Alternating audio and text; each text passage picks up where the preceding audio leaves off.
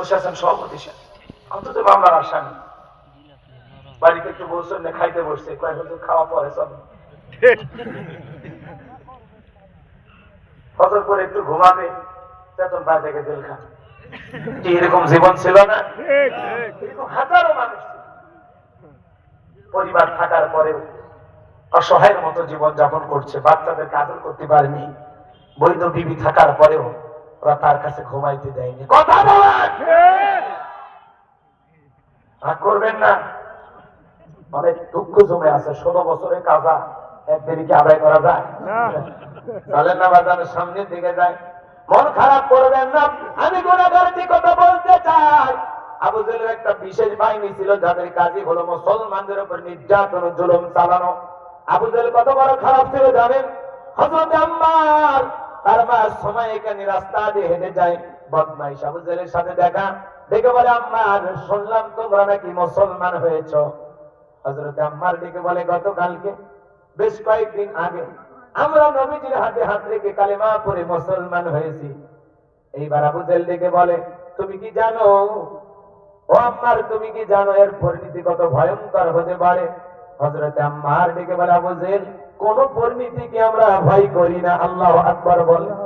এইবার বদমাইশ আবু জেহেল হযরত আম্মার রাদিয়াল্লাহু তাআলা আনহু এবং তার মা সুমাইয়াকে দুইটা কুচির সাথে বাঁধলেন আর ডেকে বলে আম্মার এখন যদি এটা খেলা দেখাই কেমন হবে বল। হযরত আম্মার বলে ওরে আবু জেহেল কি খেলা দেখায় এবার? আবু জেহেল ডেকে বলে আম্মার তোর চোখের সামনে যদি তোর মাকে আমি উলঙ্গ করি, তোর মায়ের পরনের কাপড় খুলে ফেলি কেমন হবে বল। হযরত আম্মার রাদিয়াল্লাহু তাআলা মাথাটা নিচু করলেন, কোন জবাব দিতে পারলেন না। মা সুমাইয়া ডেকে বলে আম্মা বেঈমানদের কথা ঈমান ছাড়বি না। আবু জেহেল দিকে বলে বেলাল রে সোজা আঙ্গুলে কি না উঠলে আঙ্গুলে একটু বাঁকা করা লাগবে। যুবকদের লিলিও দিলে চাবুক দিয়ে পিটাও, চাবুক দিয়ে পিটাইতে পিটাইতে কালো চামড়া গুলো ফেটে রক্ত ঝরতে লাগলো। ওরা যত জোরে চাবুক মারে বেলাল তত জোরে কালেমা পড়ে।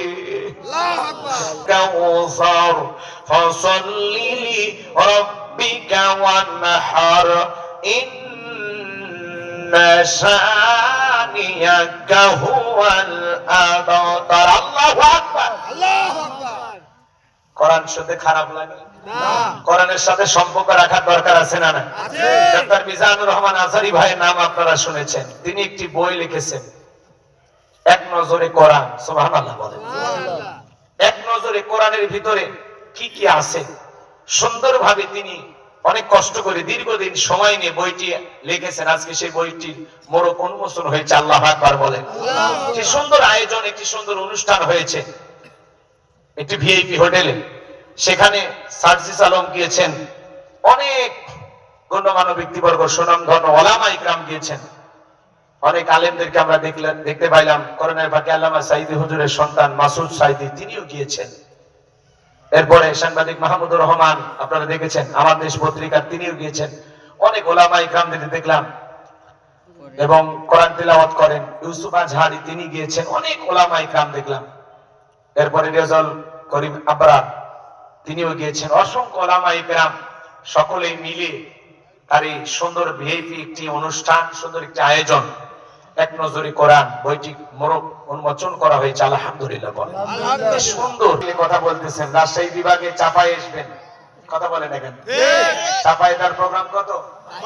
22 তারিখে যাবেন তো ইনশাআল্লাহ। চাপাইয়ের মাটিতে এক নতুন ইতিহাস হবে। চাপাইয়ের একজন নেতা আছে, উনি এটা নিয়ে অনেকেই সমালোচনা করতেছেন, করে লাভ হবে না ইনশাআল্লাহ। তা করতেছেন আপনারা না? তো ডক্টর মিজানুর রহমান আজহারী ভাইয়ের বক্তব্য, তার লিখনি আল্লাহ যেন সব কবুল করে। জোরে বলেন আমিন। এক নজরে আল কোরআন, এক নজরে কোরআন। এই যে এমন দুর্বল গাভী যদি জবাই করেন, কি বলেন আপনার কুরবানি হবে? হবে। কুরবানি স্থান পর্যন্ত হাঁটে যাওয়ার শক্তি নেই, কোলে করে নিয়ে যায়, আছে না ভাই? হুজুর বলতেছে ভাই এই গরু জবাই করেন না, তখন বলতেছে না হুজুর উপরে হাত রেখে গেলে ভিতরে গোস্ত সেট করা আছে, টান দেবেন এখান থেকে গোদা গাড়ি যাবে, ছেড়ে দিবেন আর কাটি দিবেন। এগুলো খালি স্প্রিং করে, এগুলো খাওয়া যায় না, খাওয়া লাগে। কথা কর নাকি আপনারা? রাগ করেন নাকি আপনারা? আমার ভাইয়েরা, আল্লাহ বলেন তাসুররুন নাযিরিন, চমৎকার হুষ্টপুষ্ট দেখতে সুন্দর এমন গাবি জবাই করতে হবে। আল্লাহ পাক বলেন, কুরবানি নিয়ে আমি ওয়াজ করব না, আপনাদের ইমাম করবে। এরপরে আল্লাহ শেষ আয়াতে বলেন ইন্না শানিয়া কাহুয়াল আবতার। আল্লাহু আকবার।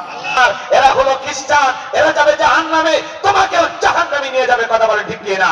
এই জন্য অন্তরে মেসির মহব্বত নয়, মদিনাওয়ালার মহব্বত ঢুকাও। নবী মুহাম্মদকে আদর্শ মানো, নবী মুহাম্মদকে মডেল, নবীর স্টাইলে চুল কাটো, নবীর স্টাইলে জামা পরো। কথা বলে তোমার আমার স্টাইল হবে কা আল্লাহ রাসূলের স্টাইল। মনে থাকবা তো ইনশাআল্লাহ? রাগ করেন, রাগ করেন। নবীকে গালি দিয়েছিল ওলীদ বিন মুগীরা, অকাত্য ভাষায় নবীকে গালি দেয়। অতিবাহিত হয়ে যাওয়ার পরে আমি তাকায় দেখি নবীজির মুস্কি মুস্কি হাসতেছেন। বলুন সুবহানাল্লাহ। হযরত ওমর দেখে বলে নবী গো, এই মাত্র দেখলাম মনটা খারাপ, মুখটা মলিন, চোখের কোণা দিয়ে অশ্রু ঝরতেছে, আবার কেনই বা মুস্কি মুস্কি হাসেন? আমার নবী কেন কাঁদেন, কেন হাসেন? এর পেছনে রহস্য আছে না নাই? নবীজির কান্না করার কারণ হলো নবীজির কলিজার টুকরা ছেলে সন্তানগুলো জন্ম নেয়, আর একে একে ছেলে সন্তানগুলো মারা যায়। আবুল কাসেম মারা যায়, আবু তাহের মারা যায়, ইব্রাহিম মারা যায়। বাবার কি যাবে? নবীর মনেও কষ্ট লাগে কিনা? আপনারাই বলেন বাজান গো আমার, আপনার আমার সন্তান যদি মারা যায় খারাপ লাগবে কিনা?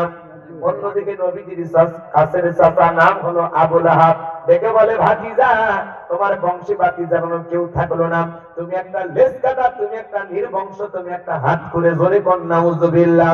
যদি রাসূলের চারটা কন্যা সন্তান জীবিত ছিল, কিন্তু ছেলেগুলো জন্ম নেয় আর একে একে মারা যায়। এই জন্য নবীজির মনটা ভীষণ খারাপ, মুখটা মলিন, চোখের কোণা দিয়ে অশ্রু ঝরতেছে। আবার কাফেরদের সমালোচনা, এই জন্য নবীজির মনটা আরো বেশি ভীষণ খারাপ। আর কাছের মানুষেরা সমালোচনা করলে কষ্টটা আরো দ্বিগুণ বেড়ে যায়। কাছের মানুষদের উচিত বিপদের দিনে সান্ত্বনা দেওয়া। বাবা তুমি সবর করো, ধৈর্য ধারণ করো, জীবন মৃত্যুর মালিক আল্লাহ, আল্লাহ সন্তান দিয়েছে, আল্লাহ নিয়েছে, মন খারাপ করো না।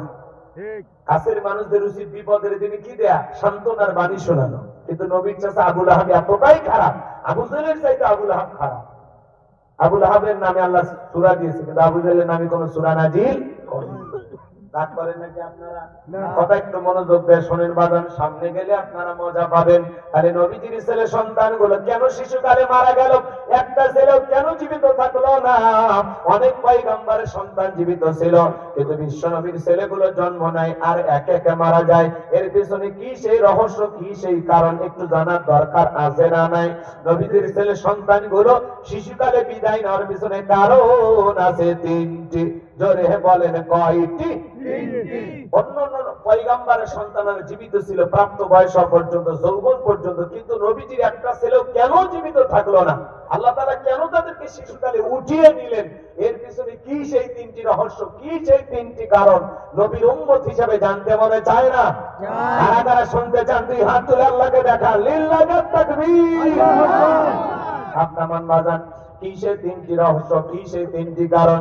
যদি আমি বলতে চাই তাহলে 3 নাম্বার আয়াতের আলোচনা করা লাগবে। আমি কি 1 নাম্বার আয়াত বাদ দিয়ে 3 নাম্বারে যাব, নাকি আস্তে আস্তে শুরু করা যাক? ধৈর্য আছে তো ভাই?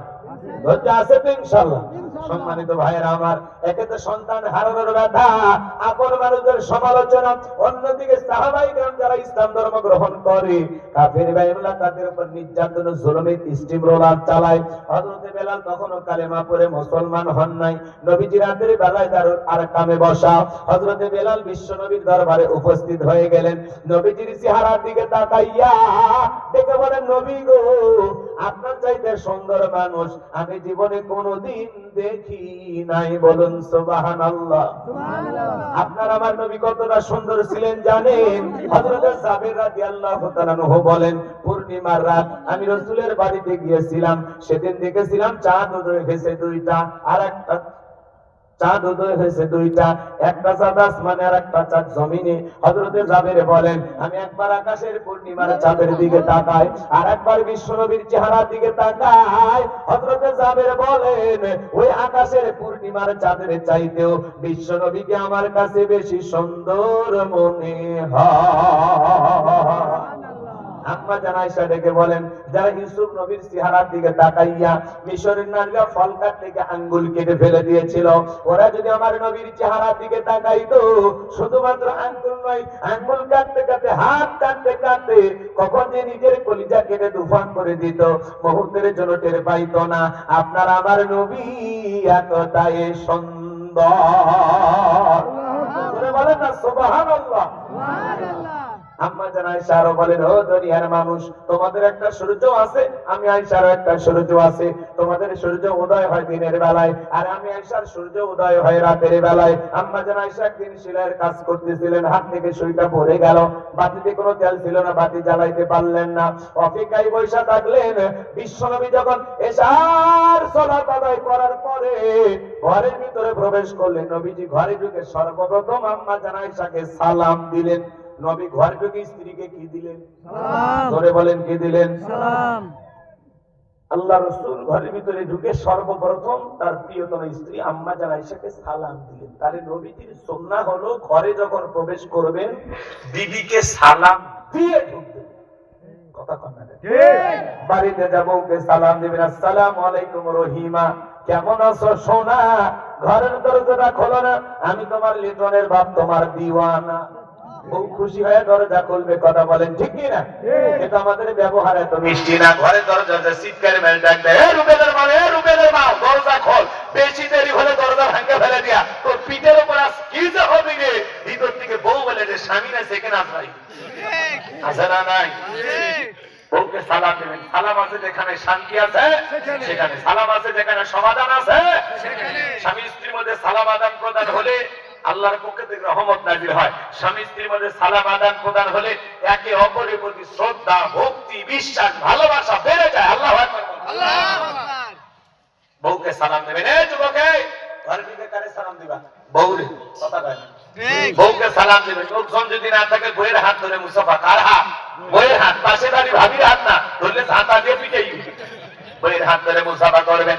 একেবারে যদি ময়দান ফাঁকা থাকে কোলাকুলিও সেরে নেবেন। সালাম আছে যেখানে শান্তি আছে সেখানে। অনেক বড় বড় ঝামেলা একটা সালামের মাধ্যমে সমাধান হয়। আর বাড়িতে যায় স্বামীও সালাম দেয় না, বউ সালাম দেয় না, দুইজনে বোবা। কথা বল না কেন? শুধু নিজের ঘরে সালাম চালু থাকবে, স্বামী স্ত্রী সন্তান সবাইকে সালাম দেবেন। পাশাপাশি সূরা নূরের 27 নম্বর আয়াতে আল্লাহ কি বলেছেন? এক মুমিন আর এক মুমিনের গৃহে যখন প্রবেশ করবে, ওই গৃহবাসীর অনুমতি নিয়ে গৃহবাসীকে সালাম দিয়ে তারপরে বাড়িতে ঢুকতে হবে। আপনি রুবেল রুবেল পায়, বাসা বাসা পায় বাড়ির মধ্যে ঢুকে যান, বাসার বইয়ের ওনা ঠিক না, ওর মা কি করে, ওর বোন কি করে, এক নজরে আপনার দেখা শেষ। কারো বাড়িতে সালাম না দিয়া, অনুমতি না দিয়া প্রবেশ করা যাবে না। আর আপনি কি শুরু করছেন? ডাক্তার বাড়ির মধ্যে না বইলে ঢুকে যান, কোন সালাম নাই, কোন অনুমতি নাই। ভদ্রতা শিখবেন কবে? সমস্যাগুলো করে আগে যা সালাম নাই, সালাম দেন না, কথা খুব কম। সালাম দিয়ে অনুমতি নিবে। এই যে সালাম আর সালাম দিলেন, অনুমতি নিলেন, এর মধ্যে মহিলারা আরামে চলে গেল, পর্দা করতে পারলো, ঝামেলা হইল না। এই জন্য আল্লাহ বলেন এর ভিতরে কি আছে? কল্যাণ আছে। এইগুলো আমাদের বোঝা লাগবে। আল্লাহ যেন আমাদের বুঝ দান করেন। জোরে বলেন আমিন। এক জায়গায় ওয়াজ করলাম, হুজুর বউকে সালাম দিদিকে শরম লাগে। আমি তখন বললাম, তুমি বিয়ে করছো? কি কর হুজুর, 3 সন্তানের বাপ আমি। আমি তখন বললাম, স্ত্রী সহবাসের একটা দোয়া আছে, তুমি কি জানো? হুজুর এটা দোয়া পড়ার টাইম। 3টা সন্তানের বাবা হয়ে গেল, আর শরম লাগে না? সালাম দিদিকে শরম লাগে। এটা শরম না শয়তানি? কারণ এর শরম যদি বেশি হয় তার বই তো বাচ্চা হওয়ারই কথা না। আল্লাহ যেন হেদায়েত দান করেন। জোরে বলেন আমিন। তাহলে কি আজ থেকে ঘরে যা সালাম দিবেন তো? আজকে যা বউকে সালাম দিবেন, বউ চমকে উঠবি, কাকে সালাম দিবেন? তখন বলবা, ময়নার মা তোরই দিলাম। তখন বলতে পারে, আজকে বার কোন হুজুরের মুরিদ নিয়ে বাড়িতে ঢুকলা, সেদিনই তো মুখের গাছের কলা চুরি করলা। কারণ 2-4 দিন দিতে দিতে অভ্যাসে পরিণত হবে। বউ সালাম দেন নিজে, হঠাৎ করে সালাম দিলে একটু চমকে উঠতেই পারে। কি রাজি আছেন চাচা? আজ থেকে কি চাচি সালাম পাবে? ঠিক আছে, বাড়িতে যার সালাম দিবেন। আমার ভাইয়ের লম্বা করার কোনো সুযোগ নাই। আমি যে কথা বলতে চাচ্ছিলাম, আম্মা জান আয়েশা ডেকে বলে, নবী যখন সালাম দিয়ে ঘরের ভিতরে প্রবেশ করলেন, নবীজির চেহারার আলোতে সুইটা কই পড়ে আছে আমি পরিষ্কার দেখতে পেয়েছি। বলুন সুবহানাল্লাহ। কেমন নবী পাইছি, নবীর সম্মান মর্যাদা কত জানেন? এক জায়গায় ওয়াজ করলাম, ভাই বলেন তো আমাদের নবীর নাম কি? বলে হুজুর আব্দুল কাদের জিলানী। 20 সাহেবের নাম মুখস্থ আছে, কিন্তু কপাল পরা নবীর নামটাও বলতে পারে না। যে নবী, এদিকে খেয়াল করেন, যে নবী হ্যাঁ বললে তামাম পৃথিবীবাসীর জন্য আল্লাহ পাক হালালে পরিণত করে দেয়, যে নবী না বললে তামাম পৃথিবীবাসীর জন্য আল্লাহ পাক হারামে পরিণত করে দেয়। জমিনের পথ চলে আসমানের এক খণ্ড মেঘ এসে ছায়া প্রদান করতো। বলুন সুবহানাল্লাহ। যে নবীর চেহারার উপরে মশামাছি পড়া হারাম, নবীজি যখন ঘেমে যেতেন আম্মা জানেরা নবীজির দিকের ঘামগুলো শিশিরের ভিতরে জমা রাখতেন। বিশেষ দিনে নবীজির দিকের ঘামগুলো সুগন্ধি হিসাবে ব্যবহার করা হতো। বলুন সুবহানাল্লাহ।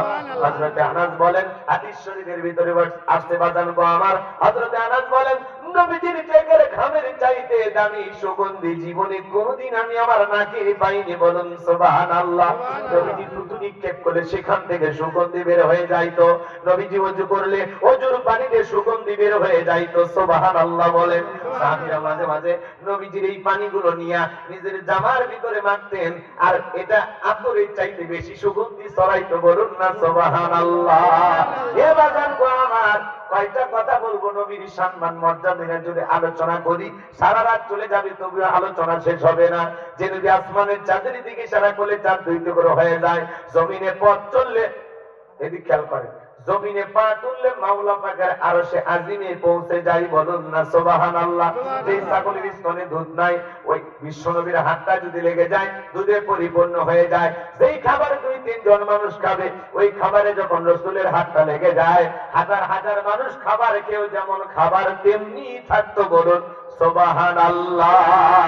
যেই নবীর চেহারা দিকে তাকাইলে পেটের ক্ষুধা নিবারণ হয়ে যাইতো।